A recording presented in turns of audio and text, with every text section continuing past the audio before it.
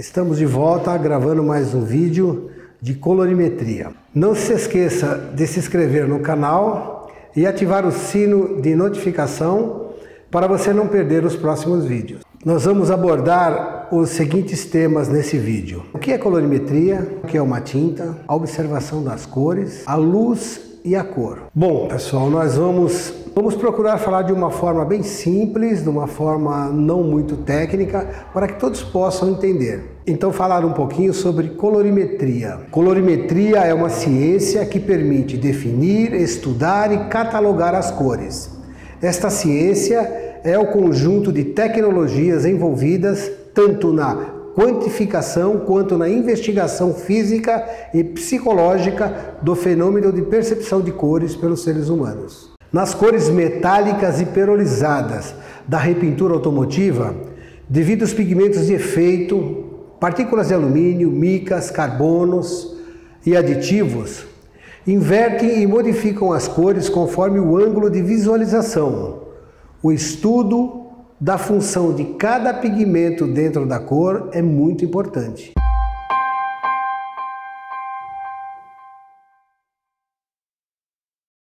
Então agora nós vamos conhecer o que é uma tinta. A tinta ela tem a função de proteger e embelezar uma superfície. A tinta, de modo geral, é composta de 4 elementos básicos, que são aditivos, solventes, resina, pigmentos e carga.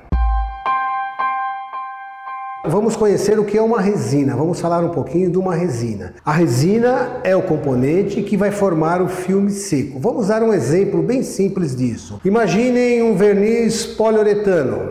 Na verdade, ele é uma resina, ele se transforma em verniz, se adiciona nele alguns aditivos, enfim. Então, uma resina é um verniz onde você vai colocar o pigmento dentro dela. Então, nós vamos falar de uma resina poliuretânica. A resina ela é um líquido viscoso e transparente, muito parecido com o verniz PU. Cada resina dá a qualidade específica do produto. Um exemplo, a resina poliuretana forma a tinta PU, a resina poliéster forma a tinta poliéster, a resina nitrocelulose forma a laca nitrocelulose, enfim, a resina epóxi forma a tinta epóxi. Então todas as tintas têm a resina. A resina confere aderência, liga os pigmentos, influencia fortemente na propriedade da tinta como o brilho, durabilidade exterior, flexibilidade e tenacidade. Agora nós vamos falar sobre os pigmentos. Os pigmentos têm a função de dar cor, o efeito e o enchimento na tinta. Os pigmentos podem ser orgânicos e inorgânicos, naturais ou sintéticos. Então vamos lá, exemplo de pigmentos que vêm da natureza. O dióxido de ferro, o dióxido de titânio, mica, alumínio. Então tem uma série de pigmentos que vêm da natureza. Outros pigmentos são criados em laboratórios com fórmula química. Vamos falar um pouquinho também sobre os pigmentos metálicos que entram nas cores metálicas. Hoje nós só temos alumínio, esse alumínio que nós conhecemos, que formam partículas. Então partículas de tamanho diferente, formam com um tratamento diferente, dando efeitos diferentes. E temos também a mica ou maracacheta, que formam as cores perolizadas. Então eu vou mostrar para vocês mica. Mica é um minério, ok? Se encontra na natureza, é um minério, e esse minério ele recebe um tratamento especial, ele é moído, enfim, recebe um tratamento especial, e entra nas cores perolizadas. Então elas dão um efeito normal, dão um efeito bidimensional, dão um efeito tridimensional, então conforme o ângulo de reflexão da luz. Então nós entendemos que uma cor ela é metálica porque ela contém partículas de alumínio, partículas de um metal chamado alumínio. A tinta é perolizada porque ela contém mica, é um pouquinho diferente. Existe a combinação de tintas metálicas e perolizadas. Nós vamos falar um pouquinho do solvente. O principal objetivo do solvente é ajustar a propriedade de cura, a viscosidade da tinta. Ela é volátil e não se torna parte do filme seco da tinta. As principais funções do solvente, ajustar a viscosidade, né? Ele serve como veículo de transferência do produto, tirando o excesso, o nivelamento do filme, e tem 3 características: o solvente leve, intermediário e pesado. No solvente, eu dou uma pausa para que a gente possa entender um pouquinho a função dele dentro da tinta. Quando nós aplicamos uma tinta, no filme da tinta formam-se micro fissuras para permitir que entre o oxigênio, né, que entre o ar, transforme todo aquele solvente em gás e arrasta ele para fora. Então ele sai fora do filme, ele não faz parte do filme seco da tinta, ele sai fora do filme. Aí completa-se o processo de secagem.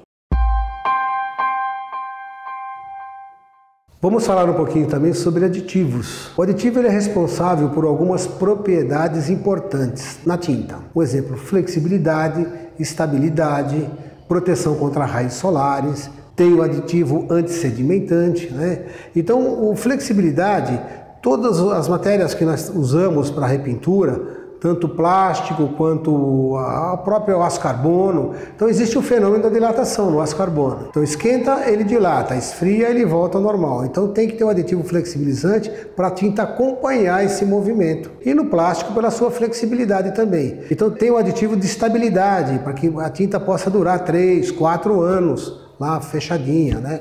Proteção contra os raios solares. Nós sabemos que a irradiação ultravioleta ela desbota o pigmento. Dentro da tinta tem esse aditivo que vai filtrar esses raios solares, dando uma durabilidade maior à tinta. E os aditivos antissedimentantes, para fazer com que todo esse conjunto fique homogêneo dentro da lata. O que é necessário para nós vermos a cor? Luz. Cor é luz. De preferência a luz do dia. Nós temos que ter a luz, temos que ter um objeto para interagir com essa energia luminosa. Então, um processador e um receptor. O processador e o receptor, que é os nossos olhos. A cor ela vem para nós através de uma onda de luz. O comprimento dessa onda de luz vem de um objeto colorido detectado pela retina dos olhos. É assim que nós enxergamos a cor, né? Então a informação dos cones e bastonetes na retina, ela é passada através do nervo óptico e esse manda para o cérebro para que a gente possa entender e o cérebro processa a cor. Funciona mais ou menos assim. A visão das cores.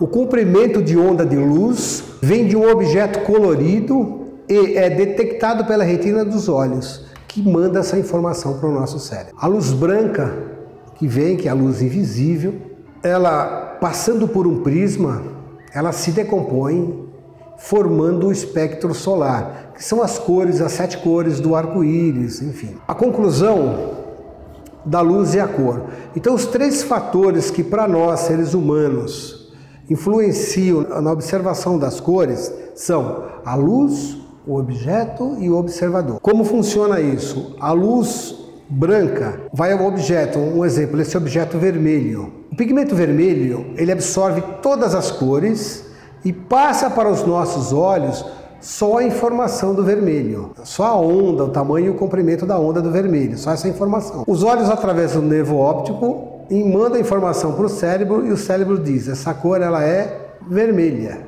Uma cor verde, por exemplo.